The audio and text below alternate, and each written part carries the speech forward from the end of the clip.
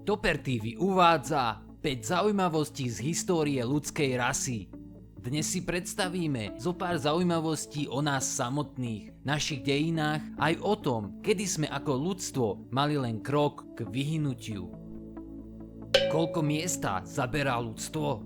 Celkovo žilo na našej planéte asi 100 miliard ľudí. V súčasnosti je to niečo okolo 7 miliard, čo znamená, že až 7% všetkých ľudí, ktorí kedy žili na planéte Zem, môžete teoreticky stretnúť osobne. Ak by sme postavili všetkých ľudí plece k plecu na jednu plochu, zabrali by 27 x 27 km, čiže plochu menšiu ako mesto New York. Ak by sme sa však zbavili zbytočného priestoru, dosiahli by sme skutočný extrém. Čo to ale znamená zbaviť sa zbytočného priestoru? Každý atóm ľudského tela sa skladá z jadra a elektrónov, ktoré ho obiehajú. Ale v skutočnosti väčšina priestoru týchto atómov je prázdny priestor, a to až 98%. Keby sme tento priestor dokázali vynechať, celé ľudstvo by bolo veľké asi ako kocka cukru.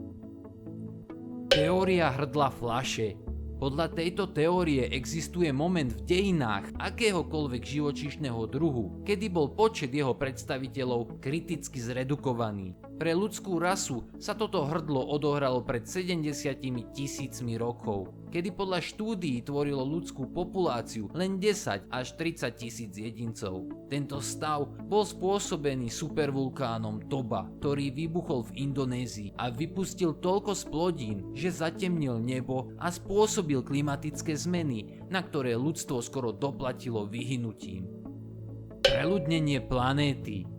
Až v roku 1850 ľudstvo dosiahlo prvýkrát 1 miliardu obyvateľov a odtedy sa počet ľudí prudko zvyšuje. V roku 2050 sa predpokladá, že nás bude 11 miliard, čo by mohol byť veľký problém z hľadiska dostatku jedla. Riešením by mohlo byť zvýšenie výnosnosti zo súčasne obrábaných plôch, tak ako sa to podarilo nástupom modernej technológie v 17.